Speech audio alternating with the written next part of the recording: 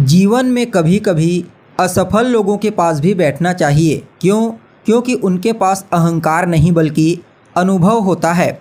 नमस्कार दोस्तों, मैं ज्योतिष आचार्य वासुदेव मिश्रा आपका अपने चैनल सत्य की खोज में हार्दिक अभिनंदन करता हूं।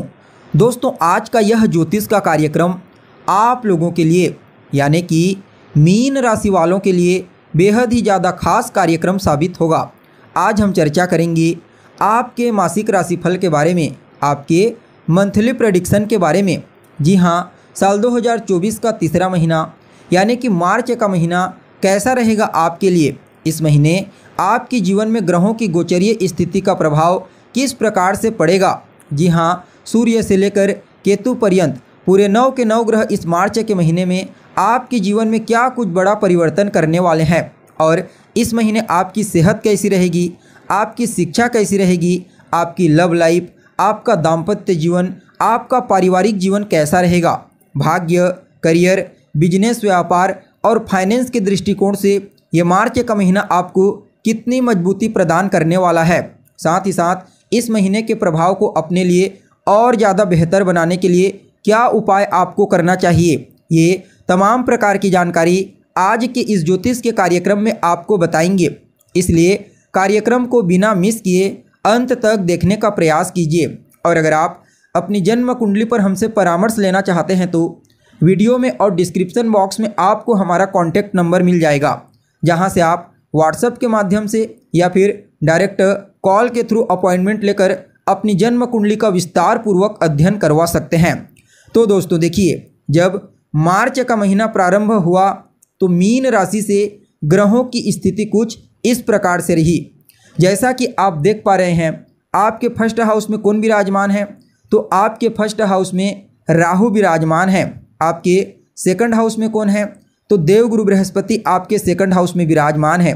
वहीं आपके 7th हाउस में केतु और आपको अपने 11th हाउस में यानी कि 11वें भाव में भूमिपुत्र मंगल के साथ शुक्रदेव की स्थिति देखने को मिलेगी। जबकि आपके 12वें भाव में सूर्य, शनि और बुध विराजमान है। और चंद्रमा के बारे में तो आपको मालूम ही है कि चंद्रमा हर 2.25 दिन में अपना राशि परिवर्तन करते हैं, इसलिए पूरे महीने यह सभी 12 राशियों में भ्रमण कर लेंगे। अब आपको हर एक चीज़ को बड़े ध्यान से सुनना है और समझना भी है। सबसे पहले बात करते हैं आपकी हेल्थ के यानी कि आपकी सेहत के बारे में। जी हाँ, आपकी राशि के स्वामी कौन होते हैं, तो देवगुरु बृहस्पति आपकी राशि के स्वामी होते हैं। यह बात आपको भली भांति मालूम होना चाहिए। अभी देवगुरु बृहस्पति दूसरे भाव में सेकंड हाउस में बलवान अवस्था में गोचर कर रहे हैं। और कहीं ना कहीं लग्न का अति विशिष्ट कारक ग्रह मंगल अपनी उच्च राशि में 11वें भाव में गोचर कर रहा है। और सूर्य भी लग्न में आ जाएंगे 13 तारीख को राशि परिवर्तन करके। तो ऐसे में आप सभी मीन राशि वालों के लिए हेल्थ के दृष्टिकोण से इस महीने को, जी हाँ, इस मार्च के महीने को अनुकूल कहा जा सकता है। इस महीने ज़्यादा कोई समस्या नहीं होगी। हालांकि शनि की 7.5 की जो प्रथम ढैया अभी आपके ऊपर एक्टिव है, उसका प्रभाव कुछ न कुछ हेल्थ के दृष्टिकोण से कमजोरी के रूप में अवश्य देखने को मिलेगा। लेकिन बाकी मंगल की उच्च स्थिति, गुरु की बलवान स्थिति कहीं ना कहीं आपकी हेल्थ, आपकी सेहत में सुधार करने का प्रयास करेंगे। अगर आपके शिक्षा के बारे में बात की जाए तो कुंडली का जो पंचम भाव होता है ना दोस्तों, यह आपकी शिक्षा का होता है। और पंचम भाव के स्वामी कौन बनते हैं, तो चंद्रमा। जैसा कि आपको मालूम है, पूरे 30 दिन में 12 राशियों में भ्रमण कर लेंगे। तो यहाँ पर जब जब चंद्रमा, गुरु, मंगल और सूर्य इन ग्रहों के इन्फ्लुएंस में आएंगे तो शिक्षा में आपको विशेष सफलता की प्राप्ति होगी, यानी कि आपका मन पढ़ाई के प्रति फोकसेबल होगा। कहीं ना कहीं अगर आप किसी भी प्रकार से कोई प्रतियोगी परीक्षा, कोई कंपटीशन एग्जाम की तैयारी कर रहे हैं और जब चंद्रमा, गुरु, सूर्य, मंगल, बुध और शुक्र इन ग्रहों के इन्फ्लुएंस में आएंगे तो निश्चित तौर पर आपको उस कंपटीशन एग्जाम में विशेष सफलता की प्राप्ति होगी। लेकिन जब जब चंद्रमा, राहु, केतु और शनि के इन्फ्लुएंस में आएंगे तो निश्चित तौर पर वहाँ पर आपका मन पढ़ाई से भटकेगा। जी हाँ, अगर आप एक विद्यार्थी हैं तो आपको समझ जाना चाहिए कि महीने का जो शुरुआत है वह आपके लिए कुछ हद तक ठीक रहेगा। मध्यम में थोड़ा परेशानी होगी, फिर बीच में थोड़ा अच्छा, फिर अंतिम पड़ाव में समस्या आपको देखने को मिलेगी। अपने शिक्षा के क्षेत्र में अगर आपकी लव लाइफ के बारे में बात की जाए तो कुंडली का पंचम भाव ही आपकी लव लाइफ का होता है और चंद्रमा आपके स्वामी बनते हैं लव लाइफ के। और जैसा कि आपको मालूम है 12 राशियों में भ्रमण कर लेंगे पूरे 30 दिन। ठीक इसी प्रकार से जब जब चंद्रमा, गुरु, सूर्य, मंगल और शुक्र इन ग्रहों के इन्फ्लुएंस में आएंगे तो आपकी लव लाइफ में आपको मजबूती देखने को मिलेगी। यानी कि अगर आप किसी के साथ रिलेशनशिप में हैं तो उसके साथ आपका रिश्ता बेहतर होगा। लेकिन जब जब चंद्रमा, राहु, केतु और शनि के इन्फ्लुएंस में आएंगे तो उस कंडीशन में कहीं ना कहीं एक निरस्तता, एक कहीं ना कहीं निराशा स्थिति अवश्य आपको देखने को मिलेगी। आपको अपने पार्टनर के साथ थोड़ा सा लगाव में एकदम ज़्यादा कंफर्ट महसूस नहीं होगा। इस बात का विशेष रूप से आपको ध्यान रखना है। बाकी यह समय ज़्यादा टाइम नहीं होगा, यानी कि चंद्रमा जो है वह लगभग 8 या 10 दिन ही राहु, केतु और शनि से पीड़ित होंगे। बाकी दिन अन्य ग्रहों के इन्फ्लुएंस में होंगे तो बढ़िया रहेगा। अगर आपकी मैरिड लाइफ, आपके वैवाहिक जीवन के बारे में बात की जाए तो कुंडली का जो सप्तम भाव होता है ना दोस्तों, यह आपकी मैरिड लाइफ का होता है।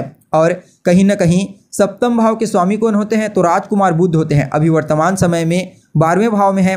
राशि परिवर्तन करके आपके लग्न में यानी कि आपकी राशि के ऊपर गोचर करना प्रारंभ कर देंगे 7 मार्च के बाद। यहाँ पर अपनी नीच राशि में गोचर करेंगे और राहु भी है। तो कहीं ना कहीं यह महीना 7 मार्च के पश्चात आपके लिए थोड़ा सा दाम्पत्य जीवन, मैरिड लाइफ के दृष्टिकोण से अच्छा नहीं कहा जा सकता।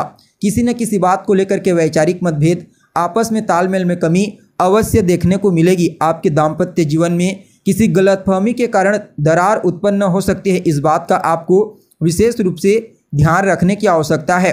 इस समयावधि में अगर कोई भी डिसीजन आप लेते हैं तो हर पहलू का अच्छे से निरीक्षण करके ही आपको डिसीजन लेना चाहिए, अन्यथा आपके लिए समस्या खड़ी हो सकती है। अगर आपके भाग्य के बारे में बात की जाए तो कुंडली का जो 9वां स्थान होता है ना दोस्तों, यह आपके भाग्य का होता है और आपके भाग्य के मालिक बनते हैं भूमिपुत्र मंगल। लाभ भाव में उच्च राशि में गोचर कर रहे हैं। 15 तारीख तक करेंगे, फिर 15 मार्च को राशि परिवर्तन करके 12वें भाव में चले जाएंगे। तो देखिए आपका भाग्य विशेष रूप से आपके लिए सहयोगी साबित होगा 15 मार्च तक। जी हाँ, भाग्य के सहारे ही आपको आपके जीवन के हर क्षेत्र में विशेष लाभ की प्राप्ति होगी और छोटा मोटा नहीं बल्कि पूरा उच्च लेवल का लाभ प्राप्त होगा, क्योंकि मंगल उच्च राशि में आपके एकादश भाव में गोचर कर रहे हैं बलवान अवस्था में। तो नो डाउट भाग्य का साथ आपको उच्च श्रेणी का प्राप्त होगा और जब भाग्य का साथ आपको मिलने लगेगा तो इसमें कहीं कोई दो मत वाली बात नहीं कि आप जो भी कार्य करेंगे उस कार्य में आपको सफलता की प्राप्ति ना हो। जी हाँ, भाग्य की मजबूती के चलते कहीं ना कहीं आपकी इच्छा भी इस महीने पूरी होगी और पिता के साथ आपके तालमेल बेहतर होंगे। आपको अपने गुरुजनों, अपने वरिष्ठ जनों और कहीं ना कहीं अपने बड़े बुजुर्गों से विशेष आशीर्वाद और स्नेह प्राप्त होगा। इसके अलावा देखा जाए तो भाग्य के सहारे ही इस समयावधि में आपको विशेष भौतिक सुख साधनों की प्राप्ति होगी और जो जातक विदेश जाने के लिए प्रयत्नशील हैं उनके लिए भी इस मार्च के महीने को अत्यंत ही श्रेष्ठ कहा जा सकता है। अगर आपके करियर के बारे में बात की जाए तो कुंडली का 10वां भाव होता है आपके करियर का। गुरु बनते हैं आपके करियर के मालिक।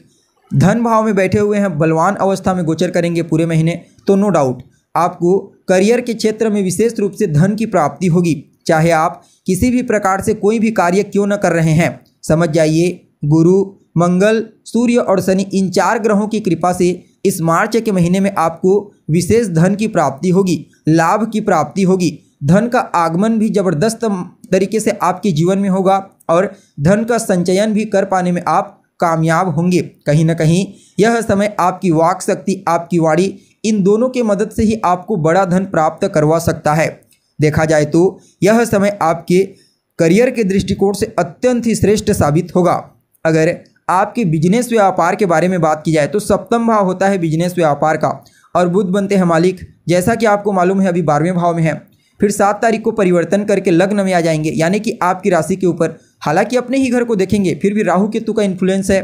तो ऐसे में कहीं ना कहीं व्यापारियों के लिए इस मार्च के महीने को उतना अनुकूल नहीं कहा जा सकता। व्यापारियों को हर कदम फूंक फूंक करके रखना चाहिए और किसी भी योजना को लागू करने से पहले उसका एक नहीं बल्कि 100 दफ़े निरीक्षण करना चाहिए, तभी वो योजना लागू करेंगे तो लाभ मिलेगा, अन्यथा समस्या खड़ी हो सकती है। कुल मिलाकर के देखा जाए तो आप सभी मीन राशि वालों के लिए कुछ मामलों में, जैसे कि धन के मामले में, सेहत के मामले में, ज्ञान शिक्षा, इस मामले में आपको विशेष अद्भुत परिणाम की प्राप्ति होगी इस मार्च के महीने में। लेकिन बाकी थोड़ी सावधानी बरतनी है। इस महीने को अपने लिए अनुकूल बनाने के लिए और जो शनि की ढैया एक्टिव है और जो नेगेटिविटी आपको प्राप्त हो सकती है उनसे बचने के लिए हनुमान जी की शरण में चले जाइए। जी हाँ, विशेष रूप से मंगलवार के दिन आपको हनुमान जी के मंदिर में जाना है, हनुमान जी का दर्शन करना है और वहीं पर बैठ कर के या तो आप हनुमान चालीसा का पाठ कीजिए या फिर हनुमान जी के बीज मंत्र का जाप कीजिए और बुधवार के दिन गणेश जी के मंदिर में जा करके उन्हें दुर्वा अर्पित करें। आपके लिए यह महीना काफ़ी हद तक श्रेष्ठ साबित होगा। तो दोस्तों, कैसी लगी आपको जानकारी? हमें उम्मीद है जानकारी आपको अच्छी लगी होगी।